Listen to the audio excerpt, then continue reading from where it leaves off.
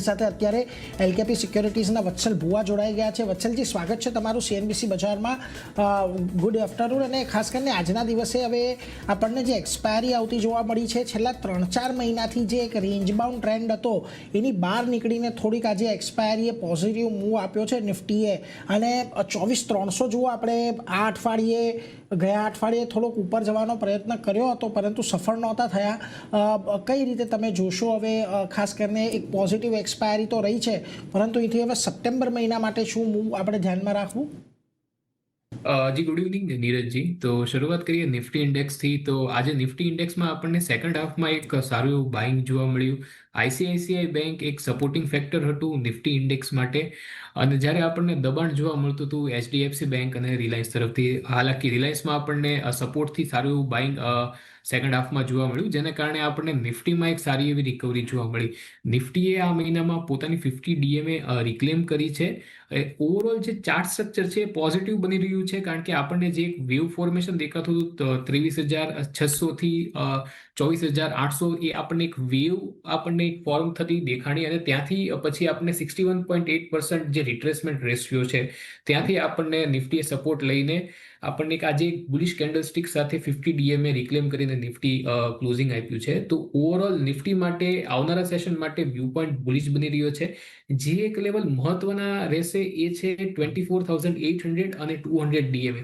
એકવાર 200 ડીએમએ રિક્લેમ થઈ જાય છે, 24,800ના લેવલ્સ છે એ સરપાસ થઈ જાય છે, પછી મને લાગે છે કે આપણને નિફ્ટીમાં આપણે જે ઈચ્છા રાખીએ છીએ એ આપણને અપટ્રેન્ડ જોવા મળી શકે એમ છે 26,200 માટે.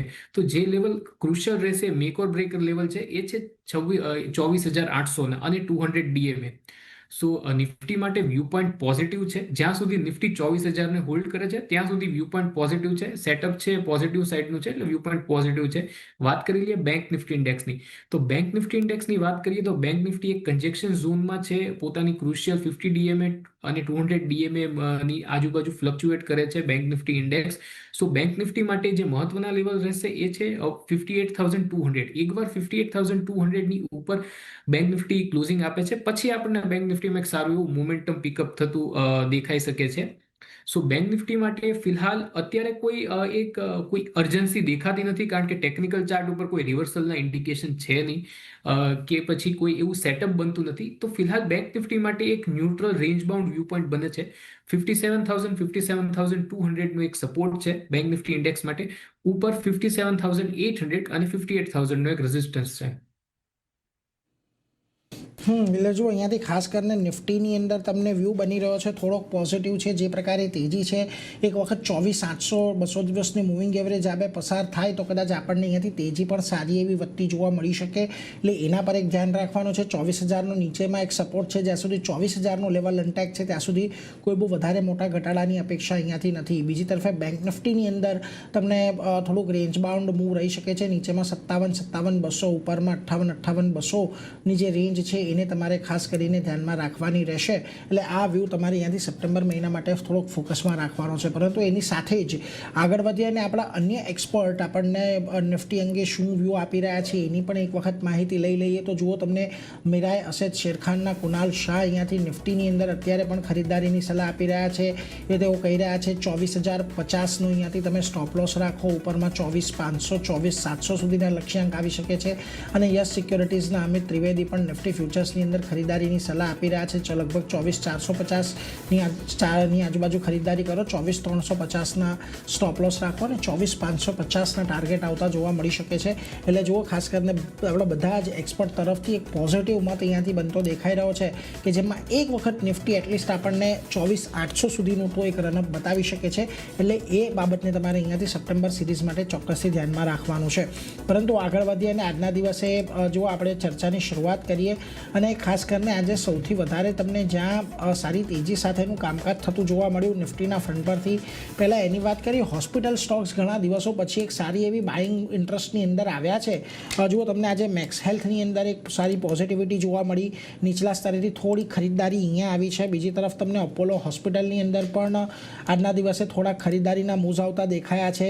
8,600નું એક બહુ મહત્ત્વનો સપોર્ટ હતો જ્યાંથી અત્યારે આ કાઉન્ટર ખરીદારી દર્શાવી રહ્યો છે.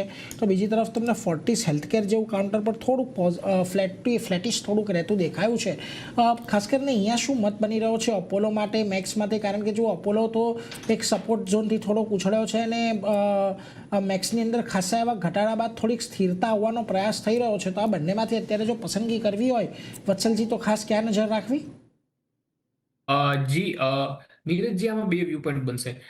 જો શોર્ટ ટર્મ ટ્રેડ લેવો હોય તો મેક્સ હેલ્થ કેર સારું લાગે છે, અને જો એક લોંગ ટર્મ એક મિડ ટર્મ ટ્રેડ લેવો હોય એક લાંબા લક્ષ્ય સાથે તો અપોલો હોસ્પિટલ સારું લાગે છે.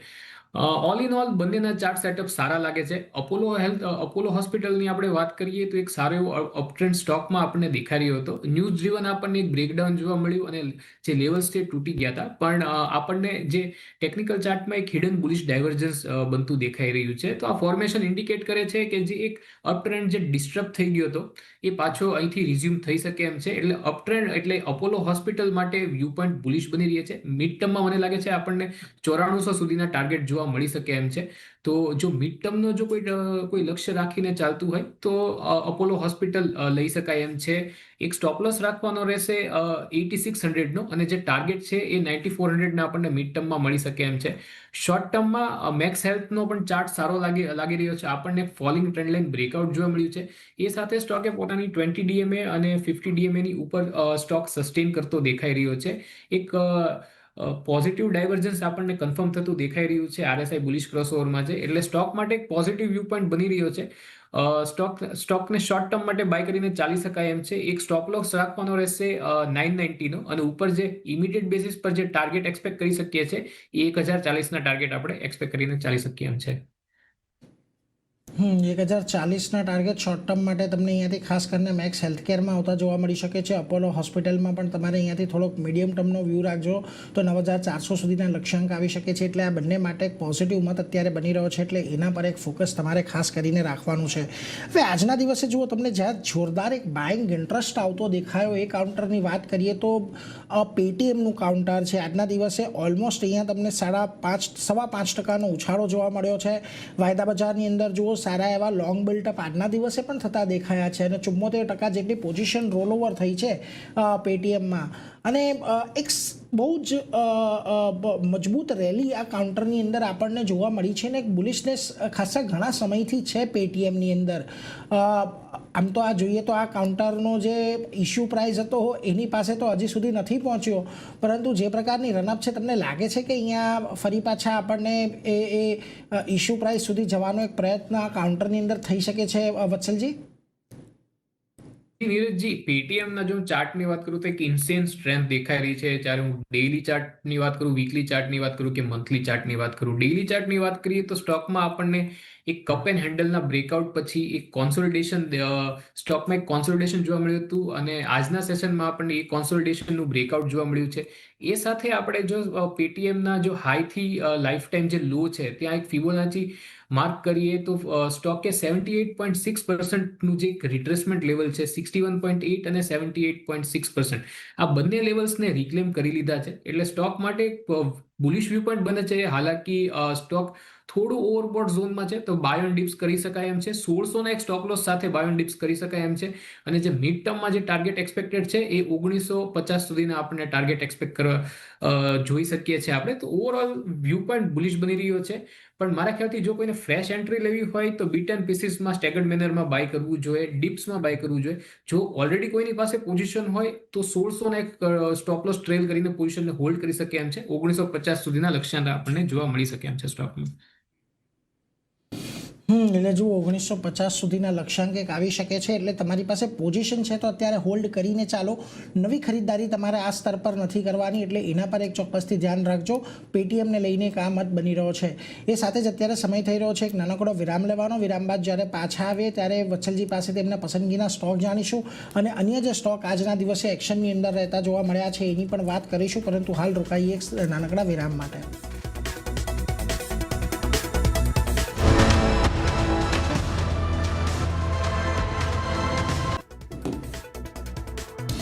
સ્વાગત એક નાનકડા વિરામ બાદ આપનું આવતીકાલે કેવી રણનીતિ રાખવી એની અત્યારે આપણે વત્સલ ભુવા સાથે ચર્ચા કરી રહ્યા છીએ અને આ ચર્ચાને આગળ વધારીએ એ પહેલાં આવતીકાલ માટેના કયા સ્ટોક્સ અહીંયાથી ફોકસમાં રાખવાના છે એની વાત કરી લઈએ તો વત્સલજી આમ તો જુઓ આવતીકાલથી હવે આપણને સપ્ટેમ્બર સિરીઝની પણ શરૂઆત થતી દેખાશે. ફેસ્ટિવિટીની સિરીઝ છે આખી.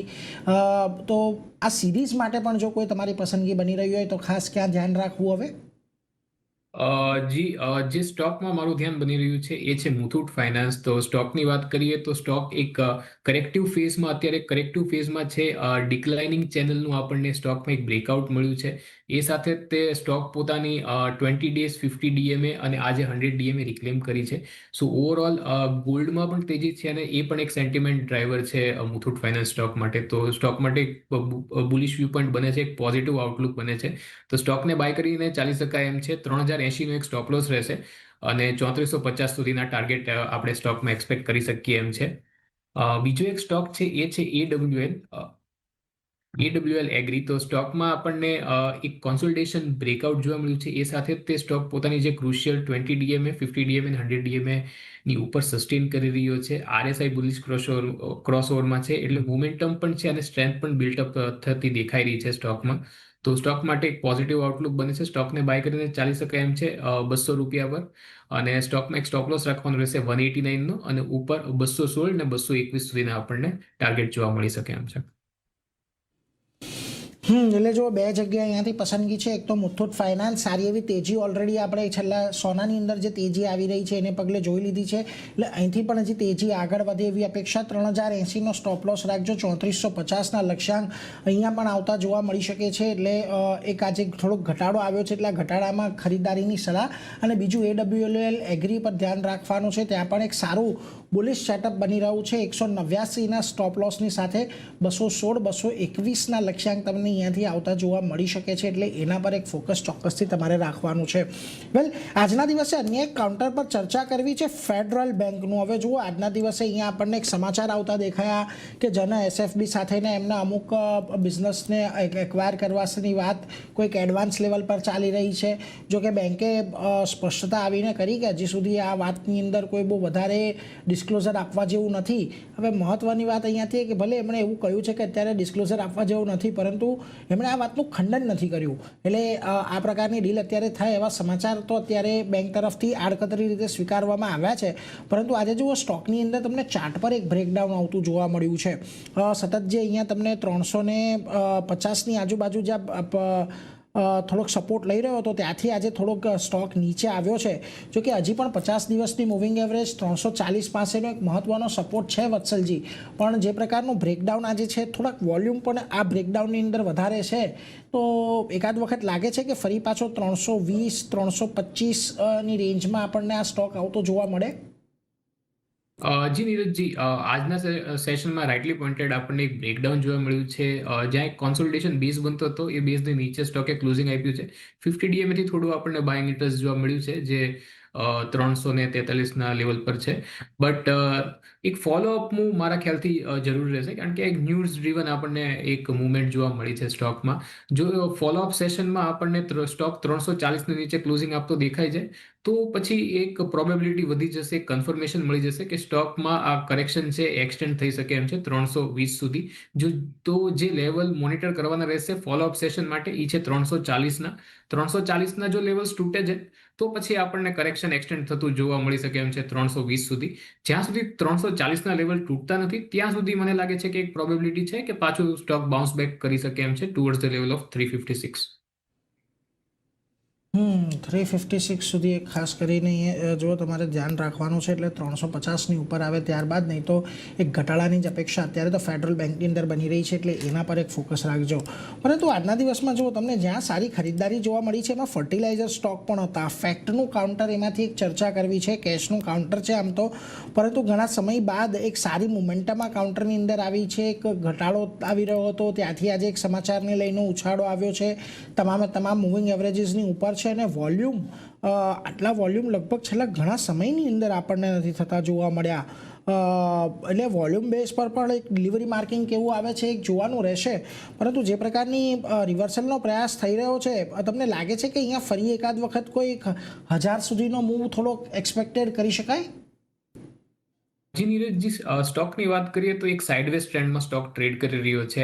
કન્ટિન્યુઅસલી આપણને એક ડાઉનવર્ડ કોન્સોલિડેશન દેખાતું હતું અને સ્ટોક પોતાની 20 DA અને 50 DA ને રિજેક્ટ કરીને ચાલી રહ્યો હતો. આજના સેશનમાં આપણને એક સારી એવી બુલિશ કેન્ડલસ્ટિક સાથે આપણને કોન્ફિડન્ટ ક્લોઝિંગ જોવા મળ્યું છે સ્ટોકમાં. એ સાથે તે સ્ટોકે પોતાની જે તમામ ક્રુશિયલ મૂવિંગ એવરેજ છે એ રિક્લેમ કરી છે, પણ ઉપર સ્વિંગ હાઈના રેઝિસ્ટન્સ છે. તો જ્યાં સુધી સ્વિંગ હાઈના રેઝિસ્ટન્સ પાર નથી થતા, જે છે 950ના લેવલ ઉપર, ત્યાં સુધી આપણને મને લાગે છે કે એક સસ્ટેન્ડ અપટ્રેન્ડ જોવા મળી શકે નહીં મળી શકે થોડું ડાઉટફુલ છે. તો 950 અને 930 આ બે બહુ ક્રુશિયલ લેવલ છે જેની માટે વોચફુલ રહેવું જોઈએ. જેવા લેવલ સરપાસ થાય છે ત્યાર પછી મને લાગે છે કે સ્ટોકને એક એક્સેપ્ટન્સ મળી જશે અને સ્ટોક એક અપટ્રેન્ડ માટે તૈયાર થઈ શકે એમ છે અને આપણને 1200 સુધીના લેવલ જોવા મળી શકે એમ છે.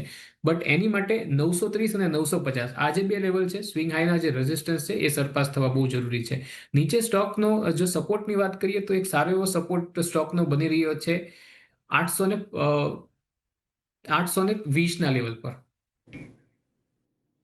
820નો એક સપોર્ટ છે, પરંતુ ઉપરમાં 930 950નું ઝોન નીકળે ત્યારબાદ જ એક સારી તેજી 1200 સુધીની જોવા મળશે. એટલે તમારે આ બાબતને અહીંયાથી ચોક્કસથી થોડીક ધ્યાને રાખવાનું છે. છેલ્લે એક વોડાફોન આઈડિયા પર ચર્ચા કરવી છે. જો આજે સમાચાર આવ્યા કે SBI તરફથી એમને એક લોન મળી છે અમુક શરતોની સાથે, અને એને લઈને સ્ટોકની અંદર આજે સારો એવો તેજી રહી. 15.34ના થોડા સમય પહેલાંના 15 રૂપિયા 34 પૈસાના હાઈ બન્યા હતા લગભગ જૂન મહિનામાં.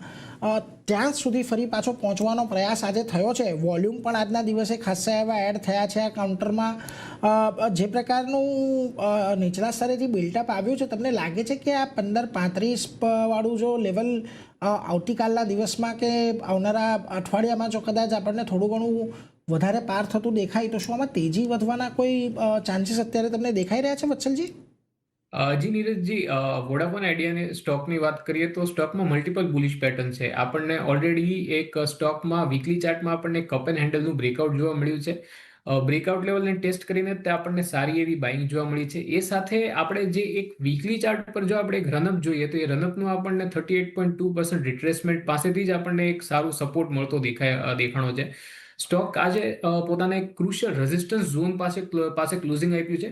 રાઇટલી પોઇન્ટેડ જો કાલે 15.35ના લેવલ નીકળે છે તો મારા ખ્યાલથી અહીંયા આપણને 18.5 અને 19ના લેવલ પણ જોવા મળી શકે એમ છે. તો સ્ટોકમાં સ્ટ્રેન્થ છે, સેટઅપ પોઝિટિવ છે.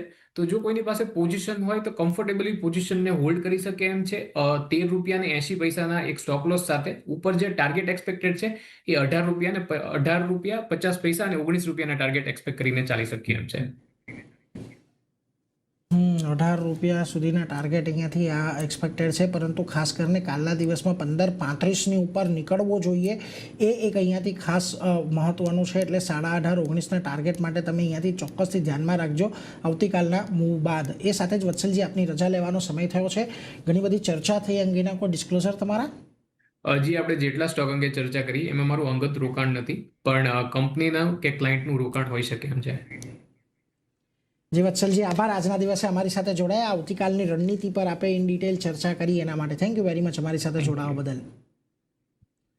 તો જુઓ, આજના દિવસે હવે બજાર આપણને આમ તો એક સારી એવી રિકવરી સાથે બંધ થતા દેખાયા છે, અને ઓગસ્ટ મહિનાની જે સિરીઝ હતી એ પણ અહીંયાથી પોઝિટિવ બંધ થઈ છે. અને જેમ નિષ્ણાંતોએ કહ્યું કે અહીંયાથી આપણને સપ્ટેમ્બર સિરીઝમાં પણ એક વખત 24,800 સુધીના લેવલ આવતા જોવા મળી શકે છે. તો એના પર ખાસ નજર રાખવાની રહેશે. એની સાથે જ અત્યારે મારો પણ રજા લેવાનો સમય થયો છે, પરંતુ CNBC બજાર પર સતત અપડેટ ચાલુ છે. તો હાલ મને આપો રજા. જોતા રહો CNBC બજાર. નમસ્કાર.